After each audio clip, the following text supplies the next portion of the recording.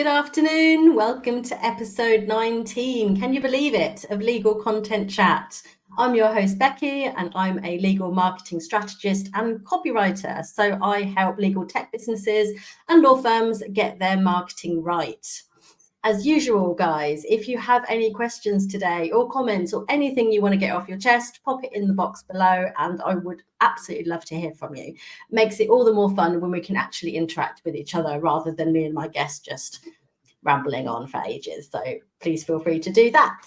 So today's event, slightly controversial topic we've gone with this time, legal BD, business development, why doing a good job isn't good enough. So today's world, as I'm sure we're all aware, clients are increasingly demanding, sophisticated, want things quickly, all of that stuff. So if you can deliver amazing BD, you are going to be much further ahead in the game and it will differentiate you from your competitors. So you need to be better than good, basically, is what we're saying today, okay? So Gemma Francis is my guest today. She's a specialist BD consultant in the legal space. Gemma, thank you so much for coming. Hello, thank you. I'm honoured to be here. I know that one of the prerequisites for getting on here was that you needed to like someone. So I am absolutely honoured to tick that box. You are more than welcome and you are an absolute delight. So we have lots of lovely chats on LinkedIn about basically everything other than business. So it's really nice to have you on here today. We'll try and keep it professional. So we'll see how that goes. So can you give us a bit of an introduction about you, Gemma? Tell us about you. Sure. So I'm a BD consultant. I work predominantly with small to mid-sized law firms in the UK, and that is covering all elements of business development. So that might be business planning, it might be creating strategies, it might be sort of hands-on support, dealing with events, coming up with campaigns. It's the full spread, including the dreaded legal directories as well. Oh yes, the dreaded legal directories. I saw a post, I think it was yesterday you'd put a post on that it was like, it's over, it's done. It's a very painful sore subject for many. So yeah. Yes, yeah. This is something that I thought about for all of 2 minutes, maybe, as a service to offer for law firms. And I thought, no, actually, that is not for me. That sounds like far too much hard work. Don't do it. Okay, right. Thank you for that. So amongst other things, we're going to be talking about legal BD and how you can help your client relationship management better, make your firm better in terms of BD. Okay, so we'll talk about those topics. So have you got something that you'd like to kick us off with in terms of getting that right in firms, Gemma? Well, I think a really good place to start is the reason why I chose this topic, because I know it's a controversial title. I think, to be honest, nowadays, as you mentioned at the beginning, clients are more and more sophisticated. And there was a time when, the expertise was enough to differentiate you in the market. I don't know, a specialist within a certain subsector of life sciences could be enough for you to win work. Things have moved on since then, and actually now clients are expecting you to do a really good job as well as be that specialist. And then now, sort of in today's era, clients are just sort of saying that doing a good job is the absolute base point. That is the starting point. And actually, the client thinking that you're doing a good job doesn't make them loyal to you. It doesn't mean that they believe you offer good value. They might not even really like you. Again, controversial, but it doesn't mean that just because you're doing a good job that it's a slam dunk and that you're going to keep that client. So I think it's really important to talk about the kind of client relationship skills and tools that people should be using, lawyers in particular. But, this does apply wider than lawyers as well. That if you want to keep your clients happy and keep them loyal, there's much more that you need to be doing than just doing a good job. Absolutely. And it's something that I speak about quite a lot, but clients have so much more choice now. It's not just a case of popping down to their high street and instructing a lawyer. They can work with anybody from anywhere, all over the world. I mean, you're even in France right now, hey? So, it's you literally you can instruct a lawyer from anywhere, and that BD piece just really can come through, can't it, when people are making that decision? Yeah, as you say, the choice nowadays is, as people are niching down as well, it just the legal landscape has changed dramatically, and it's much more easy nowadays to switch lawyers. So, you can never just rest on your laurels and presume that because you've got client now that you're going to have them in 3 months, 12 months. You need to be looking to the future. Yeah, that's right. So talking about something which people bang on about all the time, to be honest, I don't really like this saying, create value. You know, we've all got to create value in the posts we do. Law firms have got to create value. It's a little bit meaningless when you say it like that. So have you got any advice for, you know, doing the doing the value piece, you know, for actual? Yeah. So, and I get what you're saying. I think value is a term that's bandied around a lot and probably doesn't mean a lot to most people. But I think in the kind of legal context, in the situation of a lawyer with a client, the value piece is, as we talked about, so it's going wider than the job that you're doing, looking up from the work that's on your desk. That is an important piece, of course, but actually there's some research that's been done, which I know lots of people know about, but it's done by DCM Insights. And it's about this sort of activator partner, the partner that's the most successful in their law firm. And one of the things that they are doing day in, day out is offering value to clients. And that can look like making introductions that you think might be useful to your client. So, you know, if you're a startup, potential investors might be a good introduction that you could make. That's one piece of the value. It's about curating information, like being proactive and looking ahead at the kind of information that your client might benefit from, that helps them to future gaze, that help them to think about what they need to do with their business. They might need to pivot as a result. It's about having your partners back, having your clients back and treating them like a partner. So, you know, as opposed to just, here's a piece of work, you know, pat on the back, well done. It needs to just go much, much further. So it's about understanding your client and understanding what's important to them, what they really need, what they want, what they benefit from. Can you make them look good? You know, they're looking for a promotion in the future. There's things like that doesn't necessarily have to be just legal based. It can be about the individual that you're working with, what value looks like to them. So, you know, and it sort of links the relationship piece. Again, has to be much wider than work nowadays. I'm more likely to work with an advisor that I enjoy chatting with, that I enjoy spending time with, you know, that knows that, I don't know, we talked about it earlier on, I'm getting married later on in the year. So if I had a lawyer that said to me, oh, you know, and how's your wedding planning going? I mean, that is a huge tick, huge. But if you're just focused on the work, you know, oh yeah, we've got that document sent over, yeah, that box is ticked, well done. Actually, there isn't a relationship being built. You know, there isn't loyalty. So I think value is still a woolly term, but there's lots of ways you can approach it. And there's so much to choose from that there isn't really an excuse nowadays to not be offering value outside of the work you're delivering.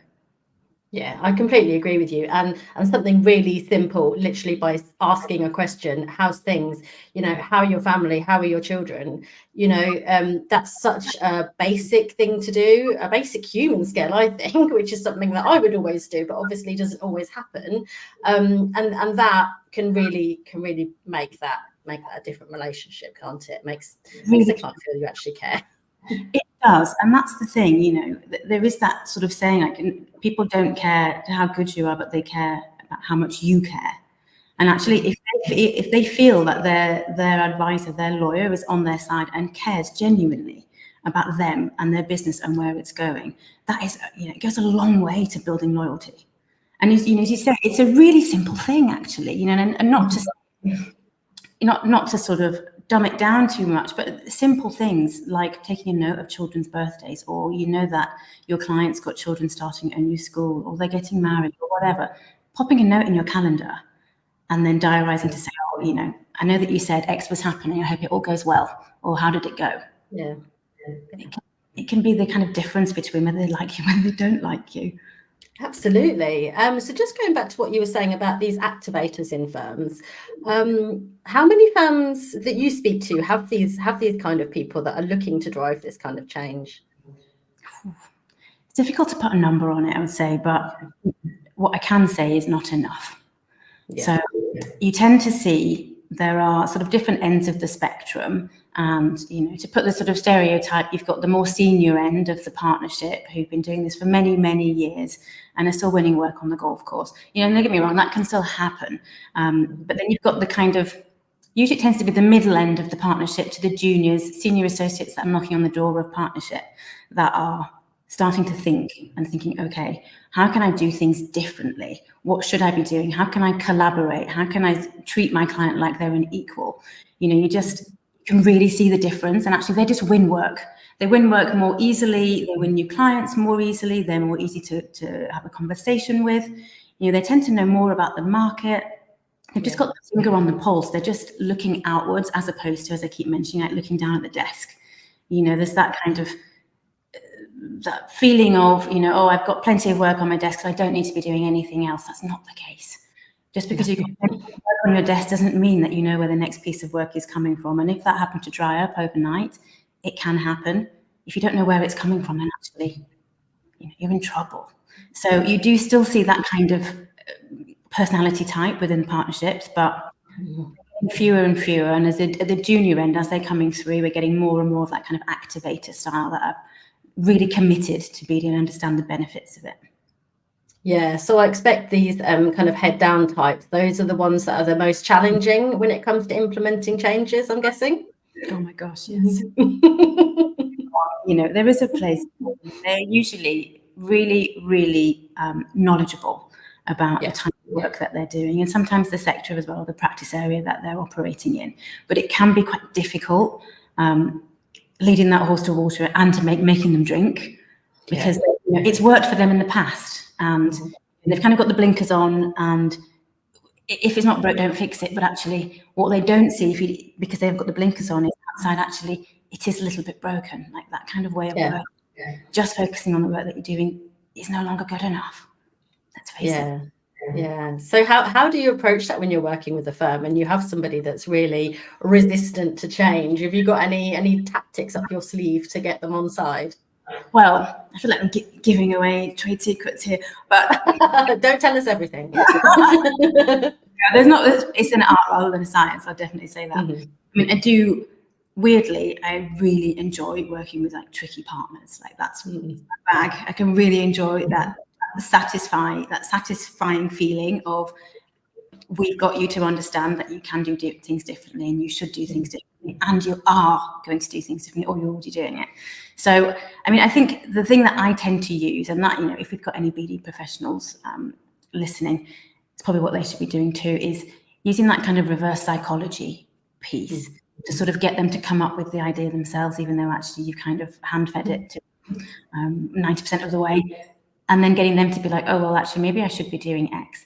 That's a great idea, David. Let's definitely do that. How would you go about implementing that? Do you think X client will be interested? And then get them really enthusiastic about it. Usually I tend to start small. So, focusing on one client or doing something differently, as opposed to a wholesale shift in terms of how they operate in terms of BD.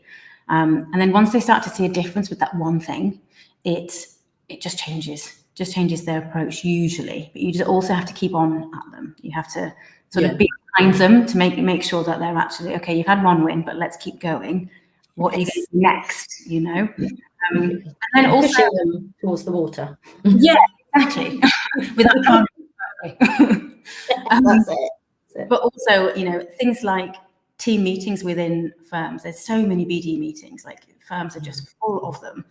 And there's not enough knowledge sharing going on at all levels, not just partnership. I mentioned partners because that's predominantly who I work with, but at all levels, best practice needs to be shared, and experiences, like what did you do and what was the outcome? How did you win that client?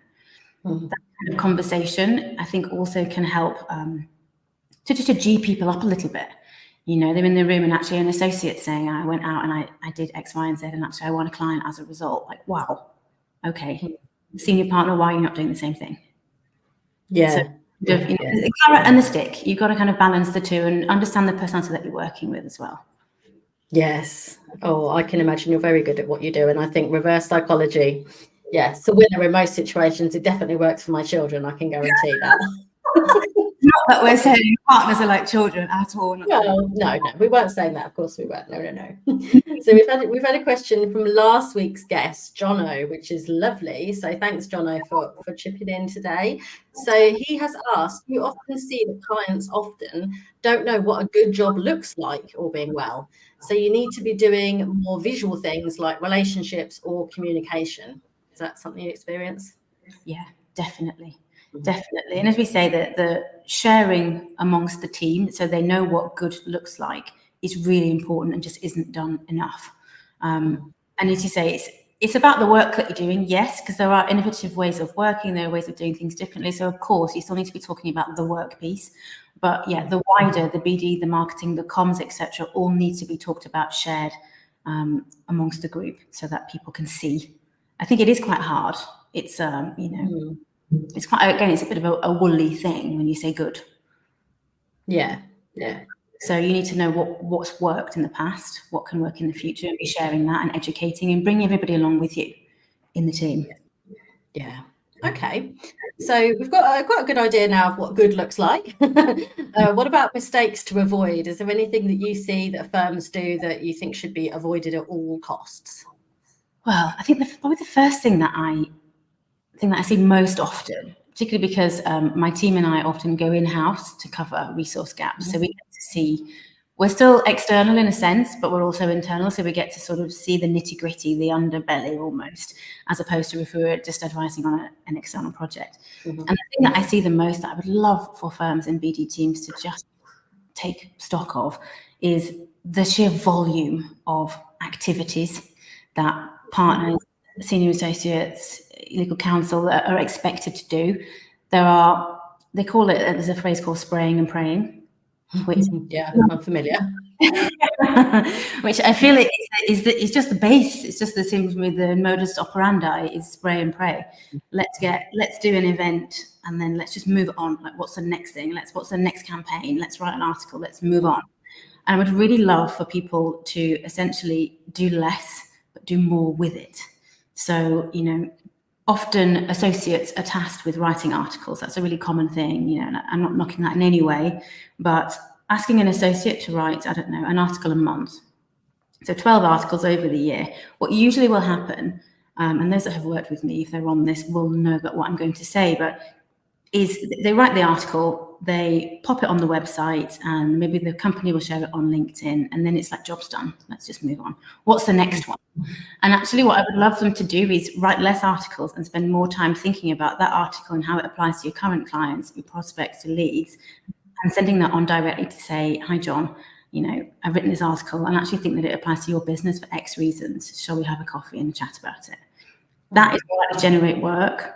I'm all for the branding, the profile raising, the marketing piece. Absolutely, it's imperative. We need to be doing that too. But what you want, if you want to win work, is to have conversations.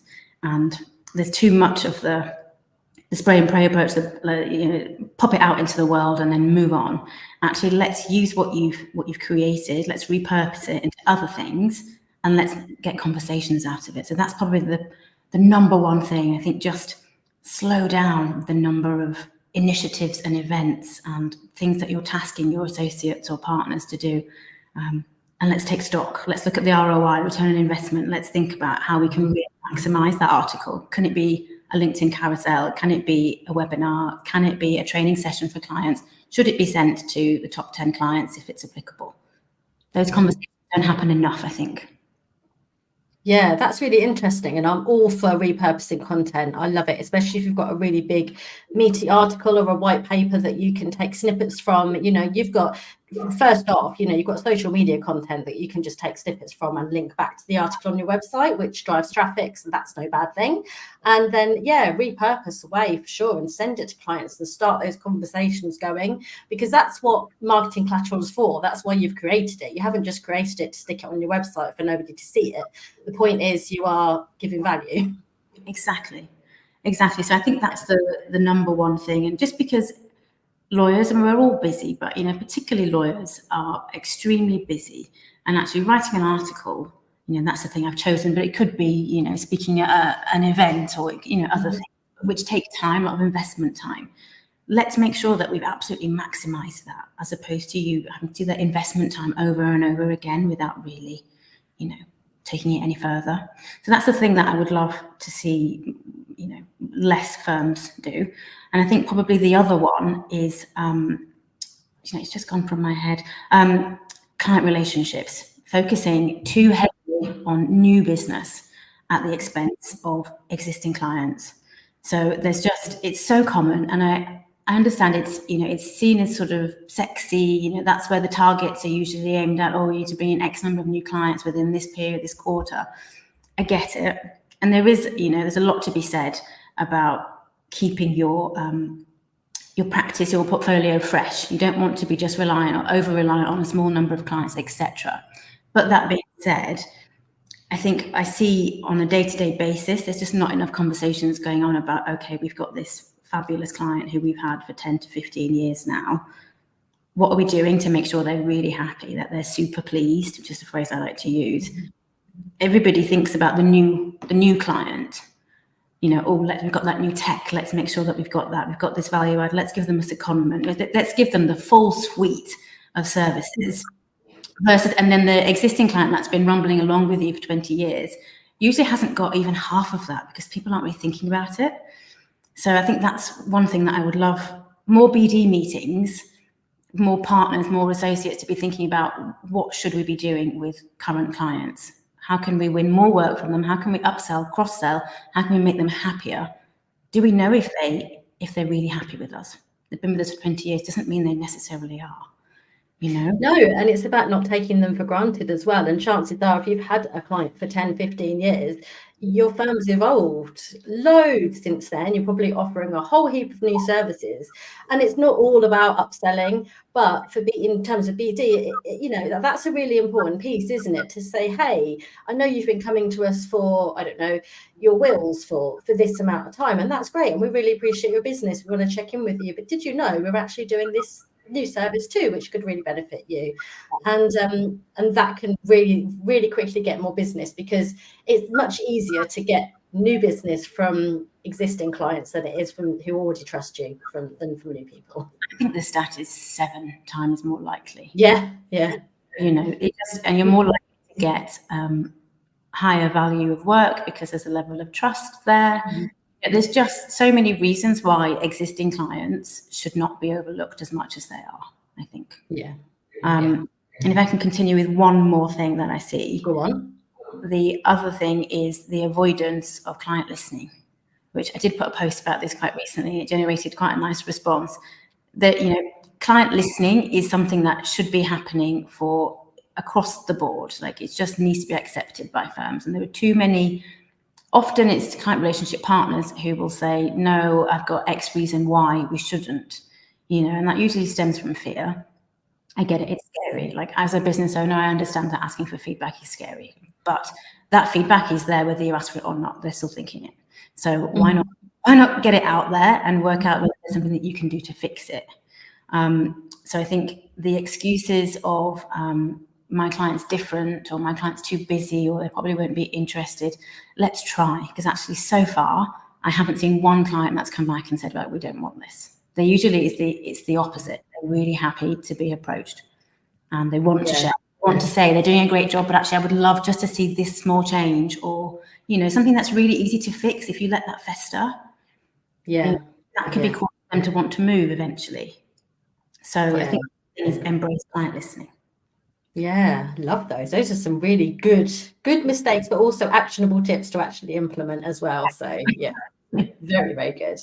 We've had Simon Spence, he's popped on. He says, great advice. Clients are busy, so make those conversations count. So yeah, definitely. And I don't know the name of this person because it just says LinkedIn user, sadly.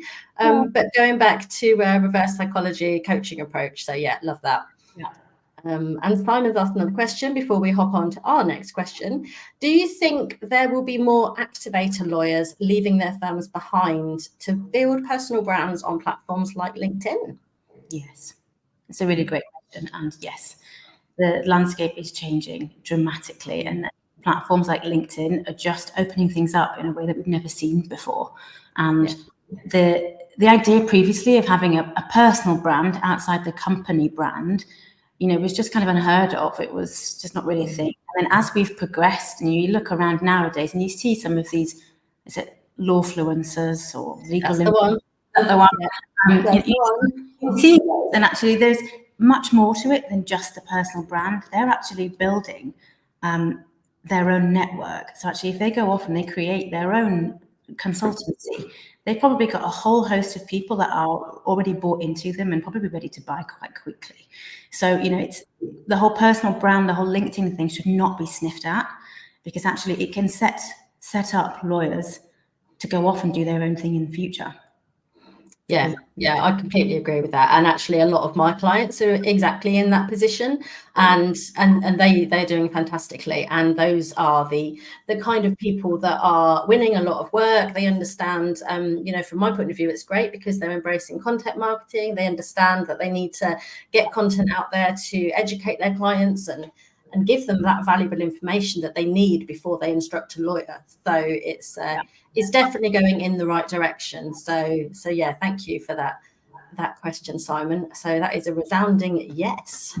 I think the other thing just to say on that, because Simon mentioned activators, is one of the other pieces of the activator kind of personality or profile was the commitment to BD. And that's something that I am seeing much more of, which is really fabulous to see from my perspective. But that understanding that BD isn't a nice to have, that you have to commit to it. Could be 30 minutes a day, it could be 30 minutes a week, but you have to do something. So it's really good to see that coming through. And I think there'll also be more of that as we progress and people get a better understanding of how BD can impact your practice, your firm. Mm-hmm. Yeah, so just to play devil's advocate for a moment there, we've already touched on the fact that lawyers are extremely busy.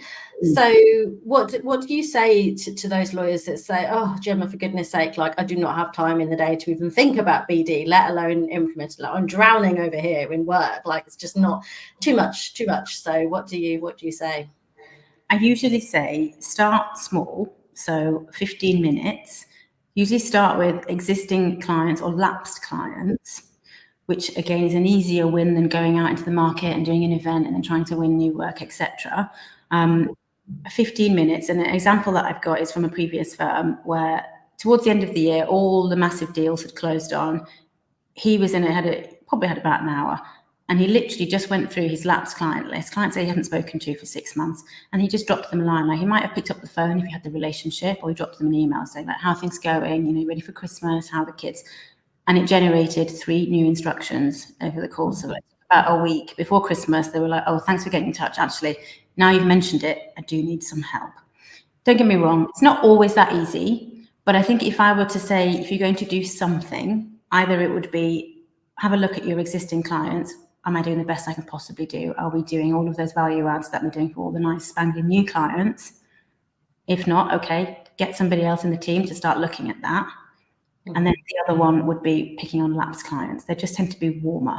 It's easier to pick up the phone, 15 minutes, few phone calls. That's all it needs to be really at the base level. Don't get me wrong. There are other things you could be doing if you had more time, but let's focus it on something that's going to generate. Yeah. And then if you think that every single person in the firm did that, then, that's incredible, isn't it? Yeah. So it doesn't have to be. I think BD has got this rep that it's really hard and it's cumbersome and, you need all the time in the world and you've got to construct these beautiful pitch documents and blah, blah, blah. Yes, elements of that. Usually if you've got a BD team in-house, they will do those frankly nice documents for you. But actually, if you break it down, you can keep it really, to a short period of time, do some follow-ups, and actually you can generate results. Yeah, brilliant. So what about misconceptions then? Are there any misconceptions that you come across about your role? About my role? I think one of the misconceptions, it doesn't happen so much now, but sometimes, is that I'm a silver bullet. Like I would love to be a silver bullet, but actually what I want partners in particular to understand is me coming in to support you doesn't mean that I'm going to just take everything from you. I'm going to take your entire BD workload from you. So, it should be you as a partner, client relationship lead, whatever, associate, having those conversations with your clients. No one can sell you better than you. So I will help you to see more clearly and I'll help you to craft that message and keep you on track, etc. But I'm not just going to take it away from you, which I think is a misconception that I do have to kind of shut down quite early. I can imagine. Yeah, I can imagine. And I suppose it's the accountability piece as well that's so important. You know, if you touching base going, okay, so how's that getting on? Have you actually done those things you said you were going to do? Yeah. So that's the bit that I'm not able to do it. I would love to, don't get me wrong. I would love to come in and deal with all your clients. But actually, I'm only there for a period of time usually. So it's about instilling best practice. There's really good habits that I can then leave you with when we decide that, you know, you've got enough of us. You've got what you need out of me. So I think that's a big misconception. That's probably, you know, I think probably another misconception might be that, you know, I have all of the answers. I can say, okay, well, why are you not focusing on this market? We need to hone in on Norway. We will get there, but it takes a bit of time. You know, we need to understand, you know, your market, your client base, what you want to achieve. There's lots of things before we can get to that point. So I can't come in and wave a magic wand and say, yeah, here's your plan. You need to put the effort in as well. Yes, yeah, you need a solid understanding of how the firm operates before you can understand what to focus on. I guess that's the main thing, isn't it? Yeah, most important piece. Yeah. Okay. So we've been chatting for just over half an hour now, so we've not got too much time left. So if you would like to get your questions and comments in, please do so now. So the future of BD and law firms. I mean, I've noticed especially, and I often speak to BD internal teams, which is amazing to say the rise really, and those are the kind of people that I tend to talk to about marketing in firms. So where do you think it's going to go in the future? I think historically BD has always been seen as another sort of service provider or, you know, another ancillary thing. I think as people start to understand the impact and the need for BD and better BD and more BD, we will start to see those ancillary teams start to come up in terms of importance, to be seen more as a partner to partners, senior associates, etc. So that actually it becomes a relationship where they're equal. And I think that is where I can see that changing dramatically, where, you know, you're giving advice, the BD person's giving advice and the client partner is completely receptive, and together they're approaching clients, for example. So much more client-facing BD is what I would love to see, and I think it's the future of it, as opposed to the BD team being people behind the scenes doing pitch documents. I also see I predict it, and sort of maybe it's a little bit of wishful thinking at the same time, I'm not sure, but more value-based marketing, so giving away value. So, you know, there's quite a lot of chat about it on LinkedIn at the moment anyway, but I see that too often where a firm's marketing or an individual's marketing is quite self-centered in a way. You know, oh, we're delighted to have just won this award, etc. We've just advised on this case. Okay, but actually, what action do we want your reader to take from that? I think, and you know more than I do, but you know, it's about getting someone from A to B, giving them something that engage them to say, okay, actually, I need that in my life. And I think there's not enough of that content out there at the moment. There's too much of the sort of me. So I see that changing, and hopefully you see it much more on an individual level already, where people just know, they understand that giving away value is one of the best things you can do if you want to win work. And what I would love to see and hope to see is that happen at the company level, the firm profile level.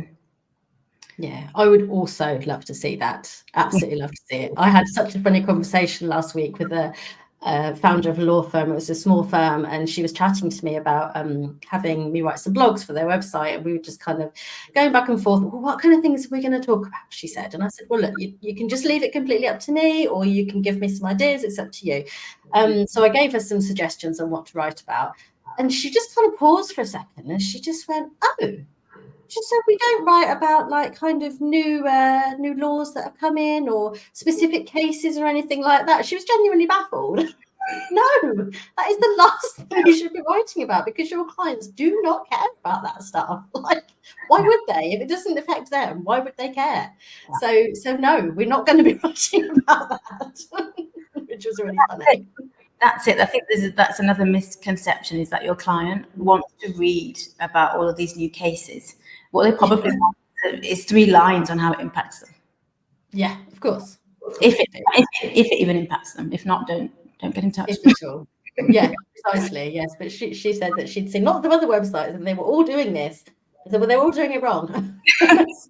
They need to stop that immediately. Totally agree. Yes, I'd love to see Send it my way. that more value-based stuff. Yeah, perfect. So you have a newsletter, right? Yes, it's called Trifecta.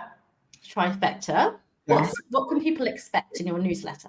So it's called Trifecta because it's 3 different items every month, and it's a bit like what we've talked about. So it tends to be breaking down myths, giving actionable tips on basically how to do more with less, because I'm all about, I call it sustainable BD. And that means, not having to invest hours and hours into your BD. So it's about helping people move the dial with very little time or very little input in some cases. Mm-hmm. So it tends to be things like that. We also do an interview every month with a different person. So that could be on networking. So the one coming out tomorrow actually is with Charlie Lawson on how to network. Mm-hmm. And have things like making the jump to partner, so interviews with fairly junior partners, giving advice and examples of what they did in order to get to partnership. Mm-hmm. And then, so that's on a monthly basis, and I love making it, to be honest, and we get some really good feedback. So if people are interested, please. Yeah. Lovely. So once this show goes live, it'll be on my podcast, and then we'll put all the links for Gemma's newsletter as well as mine as well there. So we've both got a newsletter to share, and I'm going to subscribe because that definitely sounds like something I need in my life. So awesome. Thank you. On a monthly basis. Cool. Okay. I've just done my newsletter this morning, actually. So yeah, ready to roll for tomorrow too. So there's no more questions from anybody else. So this is your final call. If you or anybody you know would like to be in Gemma's hot seat, let me know. You know the requirements by now. I'm not going to go over them again, but you do have to be cool and I have to like you. So next week, we've got no LinkedIn Live next week, I am afraid. So I'm sorry about that, but we will be back on the 10th. So we have Ian Gregg with us, and he is going to be talking about the thrill and danger of business from an entrepreneur's perspective. So that's going to be a bit of a different one. It's a bit James Bondish, so I shan't say any more than that, and I shall leave you to your own assumptions there. But thank you for joining us today, and thank you, Gemma, for coming all the way from France. Not that you've really come anywhere, but you've joined from France, so that's great. Thank you so much for having me. It's been an absolute pleasure. Oh, good. And we didn't really get a chance to talk about wine or cheese, but I do hope that you have got some of that in your life today, and you can have some for me. I am in France, so trust me, there is no problem with getting access to cheese or wine. I'm okay. Oh, I'm so jealous. So I need to get to France ASAP. Lovely stuff. Well, we will catch you next time, guys. Thank you very much.